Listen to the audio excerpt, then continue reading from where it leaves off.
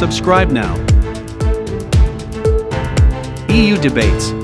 On 10th or 11th, Chancellor Scholz will visit Belgrade, but I'm not allowed to speak about days. 10th, 11th, 12th, 13th, mid-June, he'll be in Belgrade. It is going to be an important visit for Serbia, definitely. And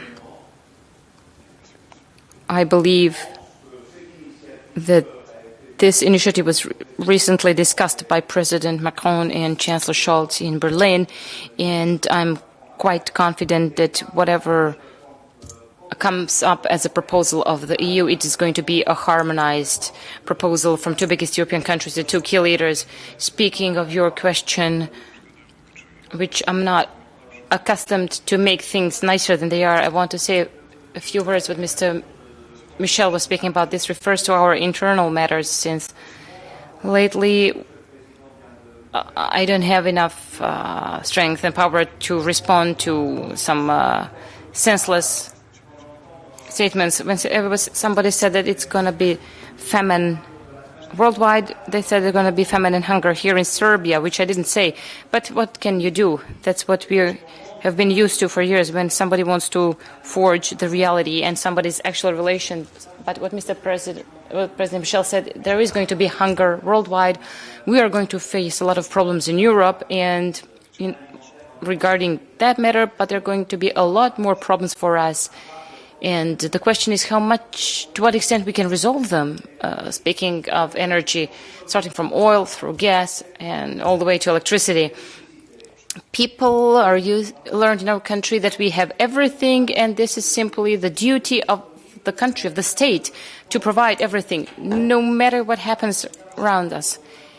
Some amazing tectonic changes are taking place worldwide, and this winter is going to be one of the most difficult winters.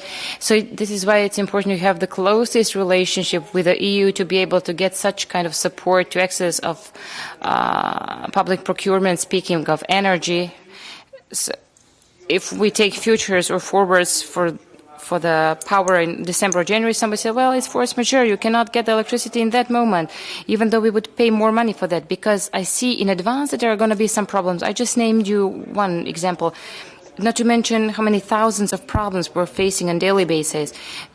And you can make 10 or 20% subjective problems on our side, but at least 70-80% are objectively speaking problems, like imported inflation and everything else.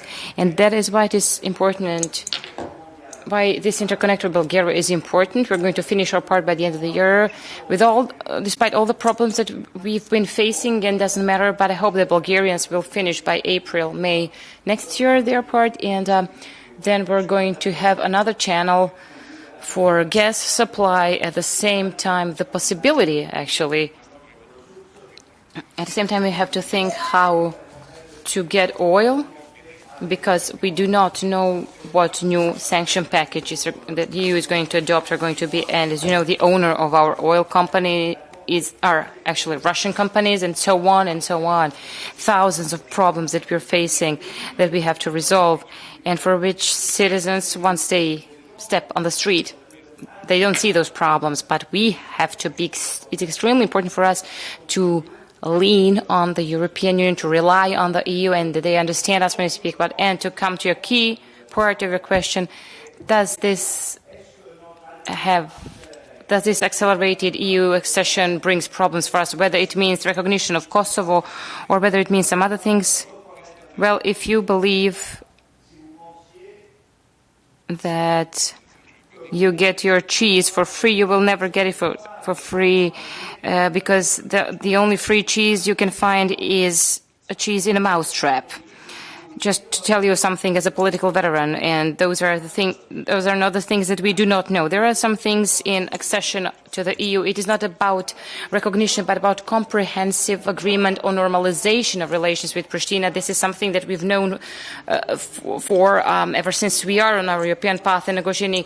This isn't anything new.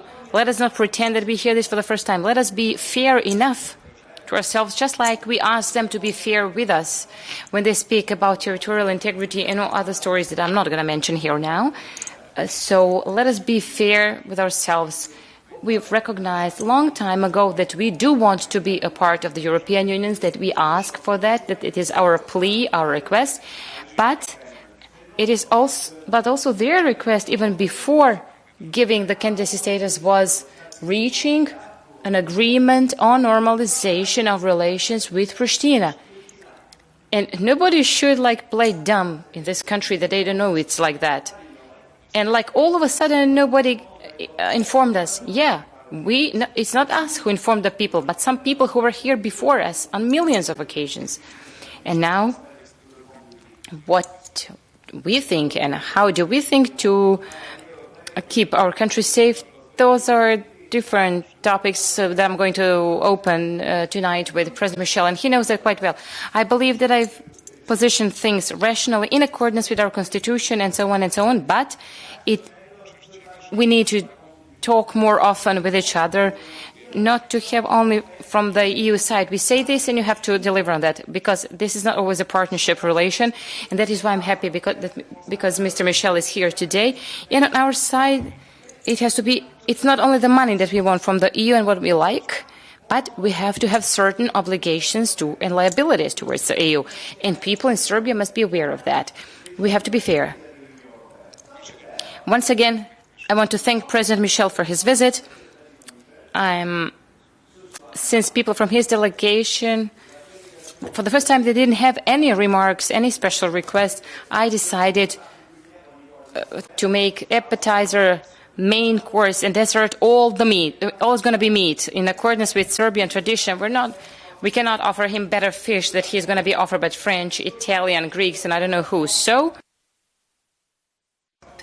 tonight we're going to eat good Serbian meat and to discuss also all important topics. Once again, a big gratitude to President Michel for his visit and for his respect he's showing to our country and our people. Thank you, President, dear colleagues. Thank you. We hereby end tonight's press statements. Thank you.